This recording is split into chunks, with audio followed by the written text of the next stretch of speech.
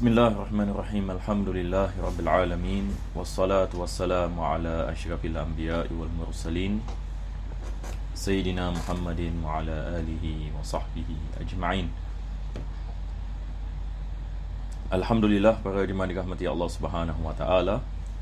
Pertama dan utama sekali kita memanjatkan kesyukuran kita kepada Allah dapat kita meneruskan pengajian pada malam yang bahagia ini di dalam kitab Fathul Qarib karangan Al-Imam Ibn Qasim Ar-Razi, dan kita masih berada dalam bab nikah.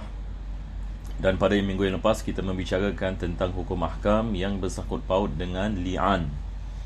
Jadi saya rasa setakat ini kalau kita mengikuti pengajian minggu lepas, ya, kita sudah memahami apa yang dimaksudkan dengan li'an, iaitu tuduhan daripada seorang suami kepada isterinya yang melakukan zina, maka dia melakukan sumpahan 5 kali, dan bagi isterinya untuk menolak dirinya daripada dikenakan had hukuman zina, maka dia juga melakukan sumpahan tersebut. Kalau tidak, maka dikenakan hukuman tersebut. Dan apabila berlaku sumpahan li'an seperti ini, maka dipisahkan di antara suami dengan isteri, dan mereka tidak dapat kembali menikahi sekali lagi pada masa-masa yang akan datang.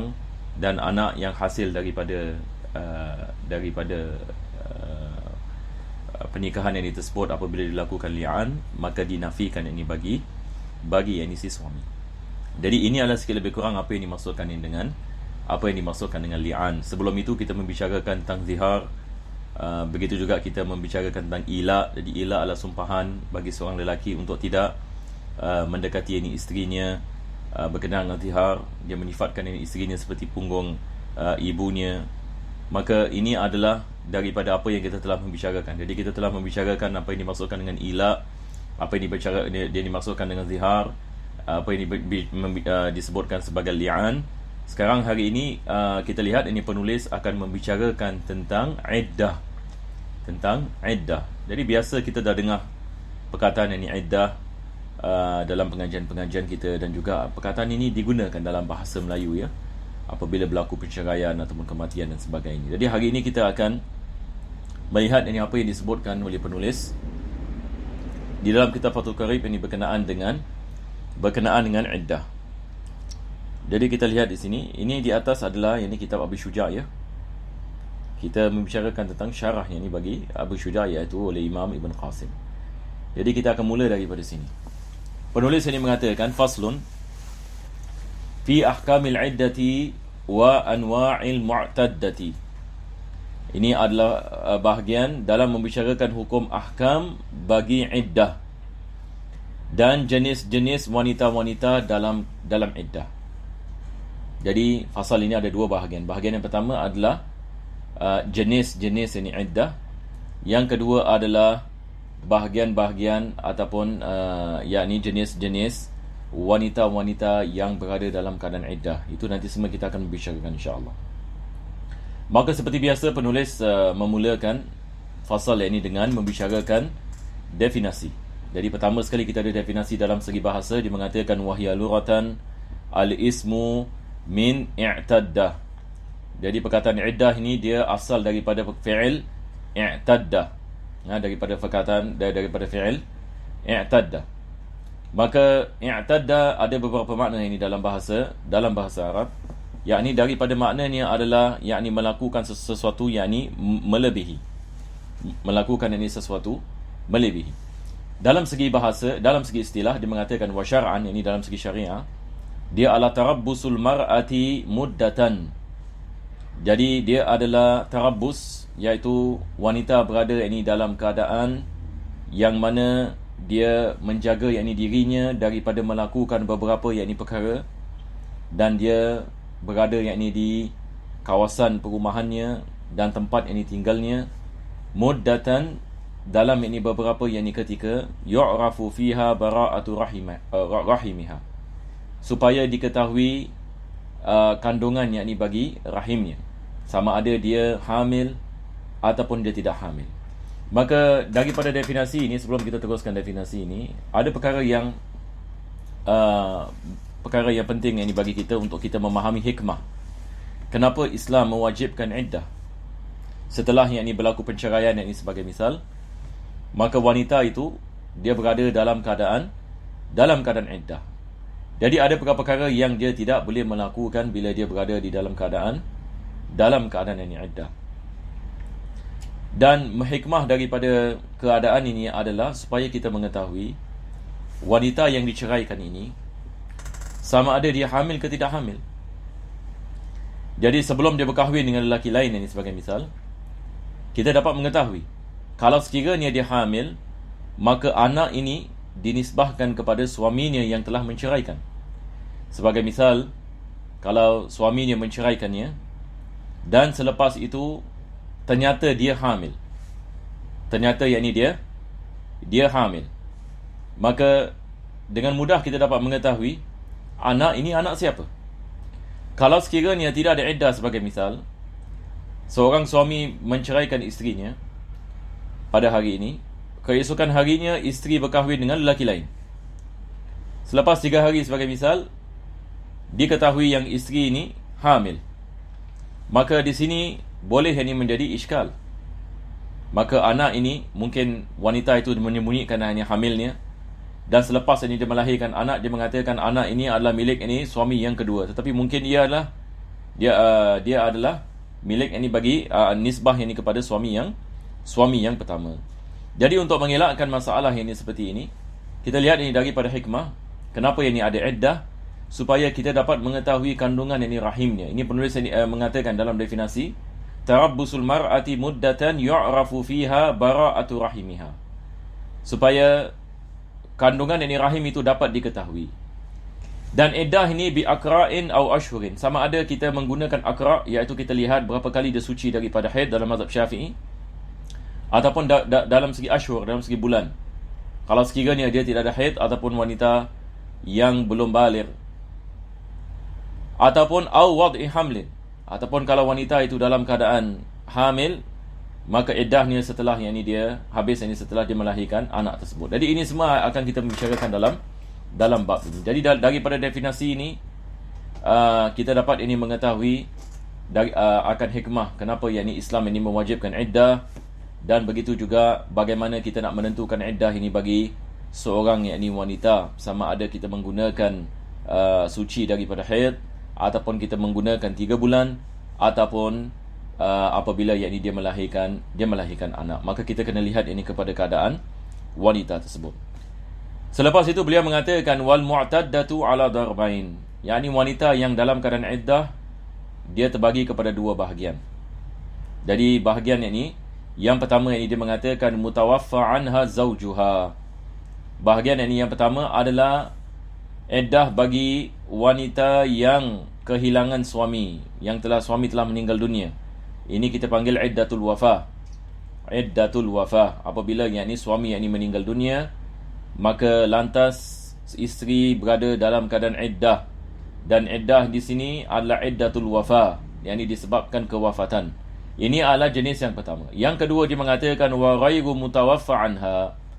Jenis ini yang kedua adalah iddah bukan dengan sebab kematian, tetapi ini dengan sebab penceraian. Jadi kita mengatakan dia adalah iddatul talaq.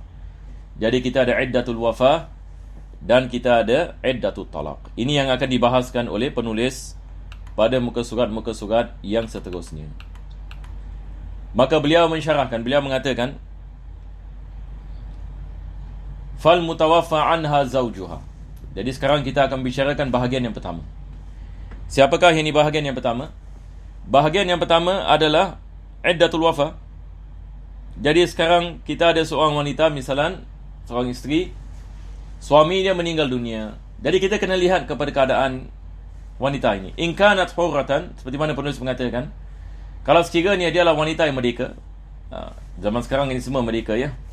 Ini zaman dahulu, ini penulis ini menulis kitab ini pada zaman yang ada wanita-wanita yang hamba. Jadi dia mengatakan kalau sekiranya dia adalah orang yang merdeka, fa'iddatuha an wafati zawjiha in kanat hurratan hamilan, dia adalah wanita yang merdeka dan hamil. Jadi sekarang ini misalnya adalah seorang wanita sedang hamil, suaminya meninggal dunia. Maka dia mengatakan fa'iddatuha an wafati zawjiha biwad'il hamli kullihi. hatta thaniyatau amain. Jadi iddahnya adalah apabila dia melahirkan anak dengan sempurna, sebab dia dalam keadaan hamil. Suaminya meninggal dunia, dia sedang hamil. Jadi bila iddahnya habis, iddatul wafa, apabila dia melahirkan anak. Dan penulis ini menekankan di sini, yakni sepenuhnya. Yakni bukan maksudnya misalan dia melahirkan anak belum lagi keluar lagi, baru separuh badan, yakni belum lagi habis iddah, dia nak kena anak ini keluar ke semua sekali. Tapi kalau sekiranya ada twin, dalam perutnya ada 2 anak, maka kedua-dua dia nak kena keluar, baru habis ini iddahnya. Tapi kalau hanya satu saja ini yang keluar, lagi satu ini masih di dalam rahim, belum lagi habis iddahnya. Jadi maksudnya di sini adalah kita mengatakan apabila dia telah melahirkan anak dengan yakni sempurna, maka dengan itu habis iddatul wafa. Habis yakni iddatul wafah. Yang ini mungkin dia nak melahirkan anak mungkin dalam masa 3 hari. Suami meninggal dunia, maka iddahnya 3 hari. Betul ke tidak? Sekarang ni dia isteri sedang hamil, suami dia meninggal dunia, maka iddahnya apabila dia melahirkan anak. Kadang-kala dia adalah apa kita mengatakan jumlah hari yang sedikit. Sebagai misal dia baru nak melahirkan, suami meninggal dunia, maka lantas dia melahirkan, maka dia habis iddah. Kadang-kala dia baru hamil misalan, baru 1 bulan hamil, suami meninggal dunia, maka dia, kalau sekiranya anak itu keluar selepas 8 bulan, maka iddahnya adalah dalam keadaan 8 bulan, selama dia berada dalam keadaan hamil. Jadi perkara ini dia tidak menentu. Kita kena lihat kepada keadaannya. Apabila suami meninggal dunia, mungkin iddahnya panjang, mungkin iddahnya tidak panjang. Ini balik kepada keadaan kehamilan wanita tersebut. Selepas itu penulis mengatakan ma'a imkani nisbatil hamli lil mayyit. Tapi ada syarat kita mengatakan anak ini dia dinisbahkan kepada si mati. Dia dinisbahkan kepada si mati. Tapi kalau sekiranya anak ini tidak dapat dinisbahkan kepada si mati, maka kita tidak mengambil iktibar iddahnya bagi dia melahirkan anak. Kita mengatakan iddahnya balik kepada 4 bulan 10 hari. Kita tidak boleh mengambil iktibar iddahnya adalah dengan kehamilan. Sebagai misal ya, ini akan disebutkan penulis selepas ini. Seorang wanita berkahwin dengan seorang suaminya misalan anak lelaki yang belum baligh, budak lelaki yang belum baligh. Yakni misalan wali bagi lelaki ini, budak ini misalan budak ini 6 tahun ini sebagai misal belum baligh lagi, maka walinya mengkahwinkan dengan seorang wanita. Walinya mengkahwinkan dengan seorang wanita. Selepas itu wanita ini hamil, dan tentu sekali kehamilan ini bukan daripada suaminya, sebab suaminya belum baligh. Maka ada orang lain yang menyebabkan wanita ini hamil. Maka kalau sekiranya suaminya, budak ini, kalau dia meninggal dunia, maka iddahnya ada 4 bulan 10 hari dan bukan apabila dia melahirkan anak. Apa sebabnya? Sebab kita tidak boleh menisbahkan anak ini kepada suaminya. Misal yang kedua adalah kalau sekiranya suaminya tidak ada alat kelamin. Sebagai misal, mereka berkahwin dan mereka meredai. Suami mengatakan, saya tidak ada alat kelamin, tapi mahukah kamu berkahwin dengan saya? Isteri mengatakan, tak apa, ini tidak ada masalah, saya mahu berkahwin. Sebab ini berkenaan dengan tidak ada alat kelamin. Seperti mana kita bicarakan sebelum ini, isteri boleh menuntut fasakh. Tetapi kalau sekiranya dia setuju misalan untuk berkahwin dengan lelaki ini, walaupun dia telah mengetahui yang lelaki ini tidak ada alat kelamin dan tidak boleh menyebabkan wanita ini mengandung sama sekali, maka kalau sekiranya suami ini meninggal dunia dan wanita ini mengandung, maka hakim ini dapat mengetahui yang kandungan ini bukan daripada wanita, maka dia tidak boleh dinisbahkan kepada suaminya yang telah meninggal dunia. Maka iddahnya bukan apabila dia melahirkan anak, tetapi iddahnya balik kepada 4 bulan 10 hari. Ini yang penulis ini mengatakan ma'a imkan. Dia syaratnya bukan keyakinan. Kita mengatakan ada kemungkinan yang mana hamil ini daripada suaminya yang telah meninggal dunia tadi. Walau ihtimalan, walau ini dalam keadaan ihtimal, yakni ada kemungkinan anak ini daripada si mati. Seperti apa dia mengatakan kamanfiyin bili'an. Ini seperti mana kita belajar yang ini minggu lepas, ini berkenaan dengan li'an. Li'an ini apabila suami ini misalnya dia mendapati isterinya melakukan zina, cuma dia tidak ada saksi, maka dia bersumpah 5 kali bahawasanya isterinya telah melakukan zina dan isterinya hamil, diketahui isterinya hamil, dan dia mengatakan ini misalnya anak ini yakni bukan ini daripada aku, yakni bukan daripada aku, tetapi ini berdasarkan dengan zon, ada kemungkinan anak ini baginya, ada kemungkinan anak ini bukan baginya. Jadi dalam keadaan seperti ini ada ihtimal, walaupun dia li'an, suami ini bersumpah dengan 5 kali sumpahan, dia menafikan anak tersebut, tapi dalam masa yang sama ada kemungkinan, nampak tak? Ada possibility anak tersebut adalah merupakan anak ini bagi suami. Kalau sekiranya suami yang ini meninggal dunia, kalau sekiranya yakni suami yang ini meninggal dunia, maka tetap kita mengatakan anak yakni iddahnya adalah balik kepada melahirkan anak. Sebab ini di sini kita mengatakan ada kemungkinan anak tersebut yakni daripada si suami. Falau mata sabiyun, ini yang sebagai misal tadi saya mengatakan falau mata sabiyun, yakni seorang wanita berkahwin dengan budak lelaki yang belum baligh, la yuladu limislihi an hamilin fa'iddatuha bil ashhuri la biwad'il hamli. Kalau sekiranya dia berkahwin dengan budak yang belum baligh ini misalan, dan dia hamil, maka dengan yakin kita mengetahui anak ini bukan bagi suami, bagi orang lain. Dan kalau sekiranya budak ini meninggal dunia, maka iddahnya bukan apabila dia melahirkan anak, tetapi yakni iddahnya adalah yakni balik ini kepada 4 bulan 10 hari. Sebab di sini kita tidak dapat menisbahkan anak tersebut kepada suaminya, walaupun dengan ihtimal, walaupun ini dengan kemungkinan. Jadi kalau sekiranya kita tidak dapat menisbahkan anak kepada suaminya, maka iddahnya adalah 4 bulan yakni 10 hari, dan bukan apabila yakni dia melahirkan anak. Selepas itu penulis ini mengatakan wa in kanat hailan. Kalau sekiranya wanita itu hail, apa maksud hail? Yakni tidak hamil. Jadi penulis ini dia memberikan misal yang pertama apabila wanita itu hamil. Jadi kembali kepada misal tadi, seorang suami meninggal dunia, isteri dalam keadaan hamil. Jadi asal hukumnya adalah iddahnya adalah apabila dia melahirkan anak. Kalau sekiranya ada kemungkinan, tetapi kalau sekiranya dengan yakin kita mengatakan isteri tidak boleh hamil daripada suaminya, maka kita mengambil iktibar 4 bulan 10 hari dan bukan apabila dia melahirkan anak. Ini adalah khulasah apa yang disebutkan ini oleh penulis. Selepas itu ini beliau mengatakan wa in kanat hailan, kalau sekiranya wanita itu dia hail, iaitu dia tidak hamil, fa iddatuha 4 ashhur wa 10. Iddahnya adalah 4 bulan 10 hari. Ini berdasarkan dengan ayat ini dalam Al-Quranul Karim. Allah Subhanahu wa taala mengatakan 4 ashhurin wa 10, berkenaan ini dengan wanita yang kehilangan suaminya, suami yang meninggal dunia. Minal ayami bilayaliha, yakni kita kira 4 bulan 10 hari siang dan malam, yakni kita kira 20 ini 4 jam. Jadi dia daripada waktu suami meninggal dunia, maka bermula iddah. Waktu suami meninggal dunia, kalau suami meninggal dunia pada waktu siang, maka kita kira daripada siang.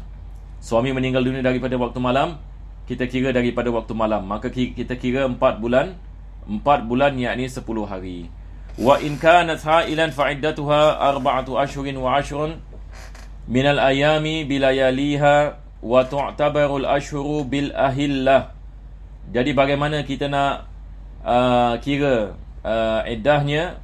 Maka kita mengira iddahnya dengan menggunakan hilal. Hilal ini yang dimaksudkan di sini, yakni kita balik ini kepada kalender, kita balik kepada kalender Islam. Jadi kita lihat suami ini meninggal dunia pada hari apa. Yakni misalnya pada yakni 10 Zulqa'dah ataupun yakni 15 yakni Zulqa'dah. Jadi kita kira yakni daripada Zulqa'dah. Ini yang dimaksudkan yakni dengan kita kembali kepada hilal. Ini juga perkara yang kita harus berjaga-jaga dan kita harus yakni memastikan yang iddah tersebut diketahui dan cara untuk kita memastikan sama ada iddah ni masih ada lagi ataupun tidak ada lagi dan bagaimana kita kira. Ini semua adalah perkara yang penting. Jangan pula ini kita kira ini dengan Gregorian punya kalender, yakni Januari, Februari, Mac. Mungkin yakni kita akan silap ini dalam ini kiraan, sebab kalender yang biasa kita pakai ini kadang-kala ada bulan yakni dia 28 hari sahaja, ada bulan yakni 31 hari. Tetapi kalau kita balik ini kepada kalender hilal, maka bulan sama ada dia 30 hari ataupun 29 hari. Maka di sini kita ada perbezaan. Jadi jangan kita kira yang ini dengan kalender ini yang kita ada. Kita menggunakan ini kalender Islam. Sebab ini hukum ahkam ini bersangkut paut ini dengan kalender Islam. Wa tu'tabarul ashhuru bil ahillati ma amkana wa yukmalul munkasiru salasina yauman. Jadi sekarang ini penulis ini mengajarkan kepada kita bagaimana kita nak kira 4 bulan 10 hari. Kalau sekiranya seorang itu yang meninggal dunia dalam pertengahan bulan ini sebagai misal. Ini yang dimaksudkan dengan munkasir. Munkasir ini maksudnya ada yang bulan yang tidak sempurna. Apa maksud tidak sempurna? Yang ini dia bukan satu bulan, tetapi dia sebahagian daripada bulan. Sebagai misal, seorang ini meninggal dunia pada 15 ini Zulqa'dah. Dia meninggal dunia ini pada 15 ini Zulqa'dah. Jadi kita lihat ini bulan Zulqa'dah pada ketika itu 29 hari ke 30 hari. Kalau sekiranya, untuk memudahkan kita faham ya, kalau sekiranya yakni bulan yakni Zulqa'dah dia 30 hari. Jadi alhamdulillah kita dapat berapa? 15 hari. Daripada bulan Zulqa'dah ini yang munkasir, kita dapat 15 hari. Selepas ini bulan Zulqa'dah datang bulan Zulhijjah. Jadi bulan Zulhijjah kita ambil satu bulan. Sama ada dia 29 ataupun 30, kita kira dia satu bulan. Jadi kita ada 15 hari daripada Zulqa'dah, kita simpan 15 hari. Jadi kita ada bulan ini Zulhijjah. Jadi Zulhijjah adalah bulan yang sepenuh yang pertama. Lepas bulan ini Zulhijjah datang ini bulan Muharram. Lepas ini bulan Muharram ini datang bulan Safar. Lepas ini bulan Safar ini datang bulan Rabiul Awal. Jadi sekarang kita nak mendapatkan 4 bulan 10 hari. Jadi di sini kita ada daripada Zulqa'dah kita ada berapa hari? Kita ada 15 hari. Kita ada 15 hari. Jadi kita memerlukan lagi berapa hari? Yani 4 bulan 10 hari kita tolak yang ni 15 hari. Jadi kita mendapatkan bulan yang penuh daripada Zulhijjah 1, Muharram 2, dan kita ada bulan Safar. Jadi ini tidak ada masalah. Kita ambil 3 bulan. Apabila dia masuk ini kepada bulan yang Rabiul Awal, jadi sekarang kita ada 3 bulan 15 hari. Jadi kita memerlukan lagi berapa hari? 15 dengan 10, 25 hari. Jadi kita mengambil 25 hari daripada bulan Rabiul Awal. Jadi apabila kita masuk ini kepada hari 26, maka iddahnya dah habis. Jadi ini yang dimaksudkan oleh penulis, yang mengatakan wa yukmalul munkasiru salasina yauman. Jadi kita ambil ini daripada bulan yang sebahagian ini daripada bulan, maka kita mengambil yakni harinya. Kita mengambil harinya dan kita menampalkan ini kepada yang baki. Kita menampal ini kepada yang baki. Jadi kita dapat 4 bulan 10 hari. Selepas itu penulis mengatakan wa ghairul mutawaffa anha. Sekarang ini kita akan membicarakan yakni iddah bagi jenis yang kedua. Jadi jenis yang pertama adalah iddatul wafa. Iddatul wafa 4 bulan 10 hari ataupun melahirkan anak bagi wanita yang dalam keadaan hamil.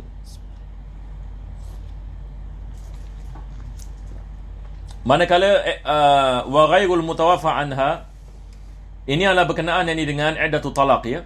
Suami menceraikan isteri. Jadi dia mengatakan in kanat hamilan, Kalau sekiranya isteri itu hamil, fa'iddatuha biwad'il hamli, sama juga. Kalau isteri dalam keadaan hamil, suami menceraikan isterinya dan isterinya hamil, maka iddahnya adalah apabila dia melahirkan anak. Al-mansubi li sahibil iddah, dengan syarat anak itu adalah anaknya. Dengan syarat ini anak itu adalah anaknya. Tapi kalau ternyata anak itu ini bukan ini anaknya, dengan sebab-sebab daripada sebab yang kita membicarakan tadi, yakni misalan yakni suami tidak dapat menyebabkan hamil, akan tetapi yakni isteri tersebut yakni hamil dan kita diketahui yang anak itu yakni bukan anak yakni bagi si suami, maka itu adalah perkara yakni yang berbeza. Kita tidak balik yakni kepada iddah yakni hamil. Kita balik yakni kepada iddah balik yakni kepada iddah yakni bulan. Jadi di sini penulis ini mengatakan syaratnya adalah anak tersebut yakni mesti anak yakni bagi si suami. Wa in kanat hailan, tapi kalau sekiranya dia tidak hamil dan dia ada haid, wa hiya min zawati ay sawahibil haid. Jadi sekarang ini isteri ini ada haid dan dia tidak hamil. Jadi iddahnya adalah salah satu quru wa hiyal athhar. Jadi sekarang macam mana ini kita nak tahu iddah ini bagi isteri yang bukan hamil? Sekarang dia ada haid. Jadi kita mengatakan iddahnya adalah apabila telah berlalu 3 kali suci daripada haid dalam mazhab Imam Syafi'i. Allah Subhanahu wa taala mengatakan fa'iddatuhunna salasatu quru. Iddah mereka adalah 3 quru. Yang dimaksudkan adalah athhar, seperti mana penulis tadi mengatakan. Ini adalah isyarat daripada Al-Imam Syafi'i.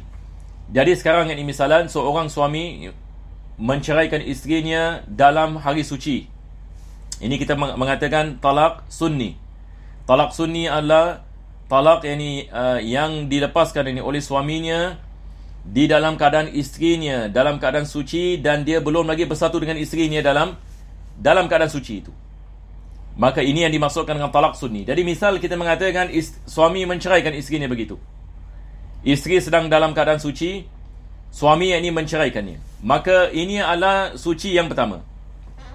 Suci yang pertama. Selepas itu datang haid. Betul ke tidak? Datang haid. Selepas itu datang suci yang kedua. Selepas itu datang haid. Selepas itu datang suci yang ketiga. Apabila habis suci yang ketiga, yakni maksudnya bila datang haid, selepas itu maka dia telah habis yakni iddahnya. Dia telah habis yakni iddahnya. Ini yang kita maksudkan athhar. Kita mengambil iktibar berapa kali suci. Sebab kalau 3 kali suci habis daripada 3 kali suci, maksudnya masuk ini kepada haid seterusnya, dia dah habis dia sudah habis iddah. Jadi ini yang penulis ini mengatakan wa in tulliqat tahiran bi an baqiya min zamani tuhriha baqiyatun ba'da talaqiha in qadat iddatuha bit-ta'ni fi haidatin salisa. Ini seperti mana saya mengatakan tadi. Yani kalau sekiranya seorang isteri itu diceraikan, jadi kita kira yakni dalam waktu yakni yang apa kita mengatakan suci yang pertama. Selepas itu datang haid. Selepas itu waktu suci yang kedua. Selepas itu datang haid. Selepas itu waktu suci yang ketiga. Selepas itu datang yakni haid. Maka apabila datang yakni haid selepas yakni suci yang ketiga, maka habis iddahnya. Ini adalah misal kalau sekiranya suami menceraikan isterinya dalam keadaan suci. Bagaimana pula kalau suami menceraikan isterinya dalam keadaan haid? Walaupun kita mengatakan ini adalah talak bid'i, seperti mana kita mengatakan sebelum ini, apabila seorang suami menceraikan isterinya dan isterinya dalam keadaan haid haram yang ke atas suaminya, akan tetapi talak itu jatuh. Talak itu jatuh. Jadi macam mana kita nak kira kalau dia menceraikan isterinya dalam keadaan haid? Maka hari-hari haid kita tak kira. Jadi tunggu sampai dia suci. Jadi apabila dia suci, kita kira daripada dia suci selepas haid ini. Jadi ini adalah suci yang pertama. Selepas itu haid. Selepas itu suci yang kedua. Selepas itu haid. Selepas itu suci yang ketiga. Apabila dia masuk kepada haid, maka dia dah habis ini iddahnya. Islam ini mengharamkan suami menceraikan isterinya dalam keadaan haid sebab dia memanjangkan iddah. Sebab kita tidak mengambil kira hari-hari dalam haid itu sebagai yakni iddah. Maka ini adalah perkara yang diharamkan ini oleh Allah Subhanahu wa taala. maka disunatkan baginya untuk merujuk isterinya kembali kepada pernikahan, dan dia boleh menceraikan apabila isterinya masuk ini kepada hari yang ini suci, dan yang mana dia belum lagi melakukan persubuhan ini bersama isterinya dalam keadaan hari suci tersebut. Jadi penulis ini mengatakan bi an baqiya min zamani tuhriha baqiyatun ba'da talaqiha in qada iddatuha bi ta'ni fi haidatin salisa. Jadi apabila yakni selepas ini suci yang ketiga dan selepas itu datang ini haid, selepas ini haid yang ketiga, maka dia telah yakni habis ini daripada iddah. Au tulliqat haidan au nufasaa in qadat iddatuha bi ta'niha fi haidatin rabi'ah. Kalau sekiranya dia menceraikan isterinya dan isterinya dalam keadaan haid, maka kita mengambil ini haid yang keempat apabila masuk haid yang keempat. Sebab ini haid yang pertama kita tidak mengambil iktibar. Betul ke tidak? Sebab dia menceraikan isterinya dalam keadaan haid yang pertama. Jadi haid yang pertama kita tidak mengambil iktibar. Kita kira daripada suci yang pertama, selepas suci yang kedua, selepas suci yang ketiga, selepas itu yakni apabila datang haid, baru yakni habis iddahnya. Jadi saya harap ini kita faham ini, insya-Allah. Saya tak tahu kalau ada soalan ini bolehlah tanya ya. Jadi kita teruskan. Penulis ini mengatakan wa ma baqiya min haidha wa la yuhsabu Quran.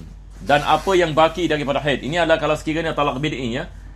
Kalau suami menceraikan isterinya dan isterinya dalam keadaan haid, hari haid ini kita tidak mengambil kira sebagai quru'. Kita tidak kira. Jadi kita tunggu sampai dia suci, baru kita kira ini sebagai satu qur'. Wa in kanat tilkal mu'taddatu saghiratan. Kalau sekiranya isteri itu yang diceraikan tadi masih budak lagi, ini belum baligh, yang ini tidak ada haid. Apa yang penulis ingin mengatakan di sini adalah dia tidak ada haid, saghirah.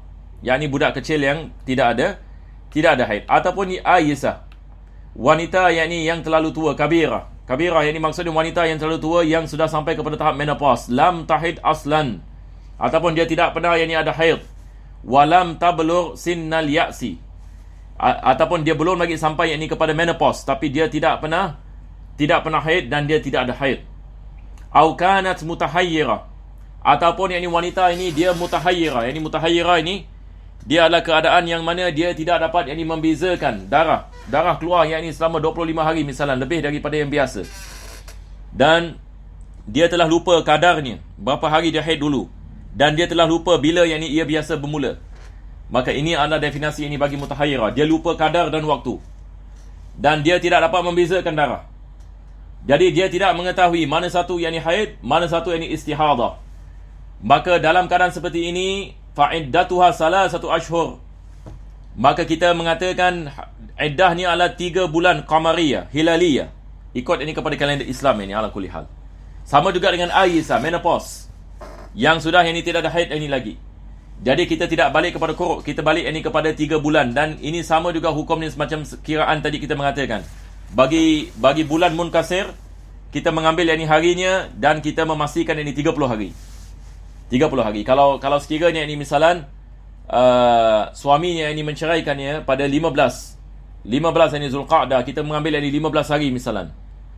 Selepas itu datang bulan ini Zulhijjah, 1 bulan. Selepas itu ini datang bulan Muharram, 2 bulan. Selepas itu kita mengambil lagi 15 hari. Jadi 2 bulan, jadi 15 hari. Yang ini dia mesti 30 hari. Jadi 2 bulan dan 30 hari. 2 bulan dengan 30 hari. Sebab ini dia menceraikan isteri dalam pertengahan bulan. Dia mendapatkan 15 hari daripada Zulqa'dah, maka dia nak kena tunggu lagi 15 hari dalam bulan dalam bulan Muharram. Dia menceraikan dalam Zulqa'dah. Jadi kita kira Zulhijjah, Muharram, dalam bulan Safar. Dia mengambil 15 hari daripada bulan Safar. Jadi 15 hari daripada bulan Safar, 15 hari daripada bulan ini Zulqa'dah, dan 2 bulan di antaranya, yakni Zulhijjah dengan Muharram. Maka 3 bulan ini yang dimaksudkan. Jadi kita mengambil daripada bulan penuh, dan bagi bulan yang tidak penuh kita mengambil 30 hari. Kita mengambil iktibar berapa hari ada yang ini pada bulan yang pertama, dan selepas itu yang ini bulan yang seterusnya. Selepas itu penulis ini mengatakan fa'iddatuha salasatu ashhurin hilaliyatin in intabaqa talaquha ala awwal syahr. Kalau sekiranya suami menceraikan betul-betul yakni awal bulan yakni Zulqa'dah, khalas yakni kita mengambil yakni bulan Zulqa'dah sebagai satu bulan. Jadi Zulqa'dah bulan yang pertama, selepas itu Zulhijjah bulan yang kedua, selepas itu Muharram yakni bulan yang ketiga. Jadi apabila habis Muharram yakni habis yakni iddah. Fa in tulliqat fi asna'i syahr, kalau dia diceraikan yakni pada sebahagian daripada bulan, yakni dalam pertengahan yakni bulan sebagai misal, fa ba'dahu hilalani.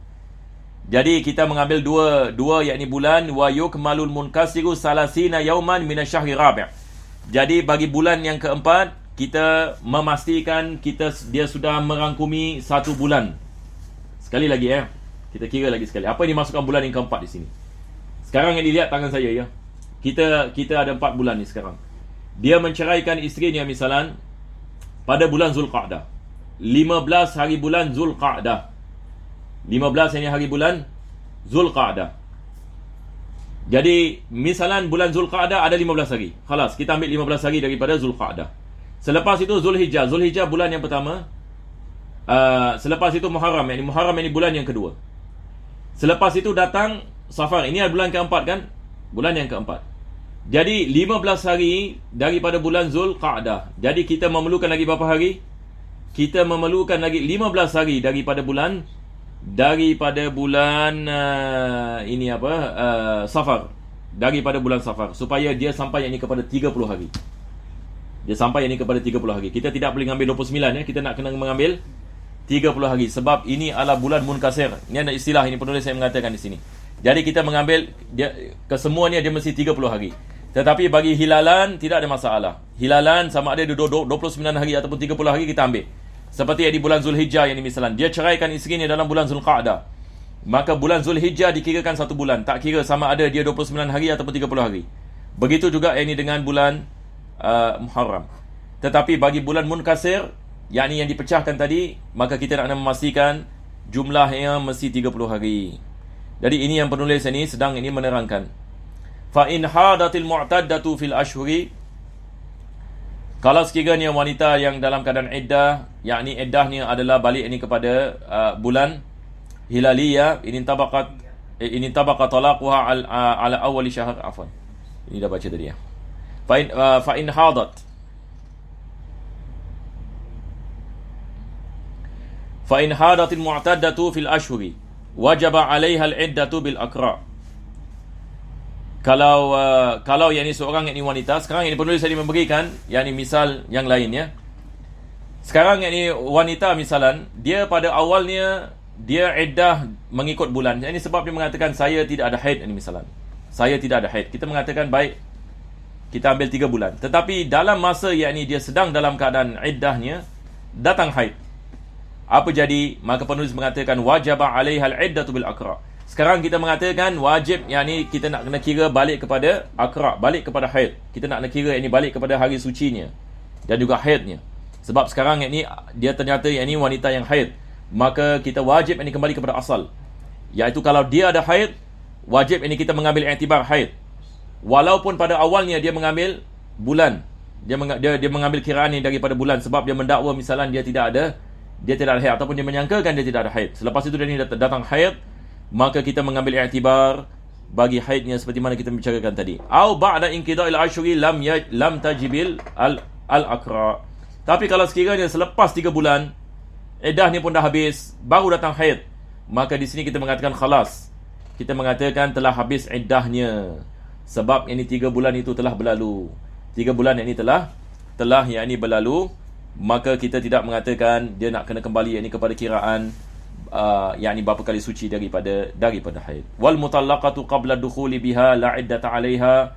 Wanita yakni yang diceraikan sebelum yakni persetubuhan tidak ada iddah baginya. Ini berdasarkan dengan ayat dalam Al-Quranul Karim. Allah Subhanahu wa taala yakni dengan terang ini mengatakan yakni tidak ada iddah ini bagi wanita yang belum lagi disetubuhi. Ini sebagai misal, kalau seorang wanita baru berkahwin pada waktu malam ini misalan, pada keesokan hari belum lagi ada persetubuhan, suaminya menceraikannya, maka terus ini ba'in kita mengatakan, dan tidak ada iddah yang ini baginya. Jadi iddah ini adalah apabila berlaku persetubuhan. Sawa'un basyarah az-zawju fi ma dunal farji am la. Sama ada suami ini misalan dia selagi mana dia tidak melakukan ini persetubuhan, selagi mana dia tidak melakukan persetubuhan, tapi kalau hatta kalau dia memegang ini isteri dan sebagainya, selagi mana dia tidak melakukan ini persetubuhan, maka tidak ada iddah bagi suami. Maka melakukan perbuatan-perbuatan yang kita mengatakan sebagai mencium ataupun memegang dan sebagainya, ini tidak mewajibkan iddah. Yang mewajibkan iddah adalah apabila ini berlaku persetubuhan di dalam faraj, persetubuhan yang difahami. Selagi mana tidak ada persetubuhan, tidak ada iddah, walaupun dia ada melakukan misalan peluk ataupun cium dan sebagainya, maka perbuatan-perbuatan seperti ini tidak mewajibkan iddah. Wa iddatul amati al-hamil. Sekarang penulis membicarakan tentang iddah bagi wanita hamba. Kalau sekiranya wanita hamba itu hamil, idza tuliqa talaqan raj'iyan aw ba'inan bil hamli biwad'ihi, sama juga kalau dia hamil, maka iddahnya adalah apabila dia melahirkan bayi tersebut, dengan syarat bayi itu nisbah kepada suaminya. Ini seperti mana kita mengatakan wa qawluhu ka'iddatil huratil hamil, wanita hamba sama seperti wanita yang merdeka. Kalau dia hamil, iddahnya sama apabila dia melahirkan anak. Dan dengan syarat-syarat yang penulis mengatakan fi jami'i ma sabaqa, balik kepada syarat, syaratnya adalah anak bayi tersebut ini mesti keluar daripada perutnya dengan sempurna. Wabil akra'i in an ta'tadda bi qur'ain. Tapi kalau sekiranya dia tidak hamil, hamba wanita tidak hamil, maka dia ada haid, maka kita mengambil iktibar 2 kali suci daripada haid, bukan 3. 2 kali suci daripada haid. Sama ada hamba itu muba'adha ataupun mukataba ataupun ummul walad. Muba'adha ini maksudnya sebahagian daripada hamba itu merdeka, sebahagian adalah hamba. Hukumnya sama seperti hamba yang sempurna. Begitu juga dengan hamba mukatabah, hamba kontrak, yang mana tuannya mengatakan kalau engkau mendatangkan aku sejumlah wang, engkau akan dibebaskan. Ummul walad adalah hamba wanita yang disetubuhi oleh tuannya. Maka ini adalah apa yang dimaksudkan dengan ummul walad. Maka ini semua kita mengatakan hukumnya sama. Kita mengatakan kalau sekiranya mereka diceraikan dan mereka dalam keadaan hamba, belum lagi dibebaskan, maka iddahnya habis apabila mereka melahirkan anak. Wa bi syuhuri 'anil wafati an ta'tadda bi syahraini wa 5 layal. Kalau sekiranya wanita hamba suami meninggal dunia, iddatul wafa, maka kita ambil separuh daripada 4 bulan 10 hari, iaitu 2 bulan 5 hari. 2 bulan 5 hari. Ini kalau sekiranya dia tidak hamil. Wa iddatuha 'anil talaq, dan iddahnya dalam talaq an ta'tadda bi syahrin wa nisf ala nisf. Kalau sekiranya dia tidak ada haid misalan, maka kita mengambil 1 bulan setengah. 1 bulan setengah, sebab ini separuh daripada 3 bulan. Wa fi qaul syahrain, ada pendapat yang mengatakan 2 bulan. Ini bukan 1 bulan setengah, tetapi dia adalah 2 bulan. Ini seperti mana ini penulis ini mengatakan, seperti apa yang disebutkan oleh Al-Imam Razali. Adapun yang ini penulis ini dia mengatakan faja'alahu aula haitsu qal. Yang penulis Al-Imam Ibn Qasim ini mengatakan lebih afdal, yakni dia mengambil iddah selama 2 bulan. Yakni dia tidak wajib. Yang wajib adalah 1 bulan setengah. Tetapi lebih afdal yakni dia mengambil 2 bulan. Wa fi qauli ada khilaf. Ada pendapat yang lain, yakni dia penulis mengatakan iddatuha salasatu ashhur. Iddahnya sama, yakni seperti wanita merdeka, iaitu 3 bulan. Wa huwal ahwat, dia mengatakan ini yang paling selamat, seperti mana Imam Syafi'i mengatakan, kama qala Asy-Syafi'i radhiyallahu anhu wa alaihi jam'un minal ashab, dan sebagian daripada ashab Syafi'i berpendapat ini sedemikian. Wallahu a'lam bissawab. Dengan ini kita telah habis fasal ini, dan insya-Allah pada minggu depan kita akan membicarakan tentang jenis-jenis wanita-wanita yang berada dalam keadaan iddah dan hukum ahkam ini yang bersangkut paut ini dengannya. Alhamdulillahirabbil alamin. Allahumma shalli wa sallim ala sayyidina Muhammad wa ala ali sayyidina Muhammad. Rabbana atina fid dunya hasanah wa fil akhirati hasanah wa qina adzabannar. Sallallahu ala sayyidina Muhammadin wa ala alihi wa sahbihi wasallam. Alhamdulillahirabbil alamin.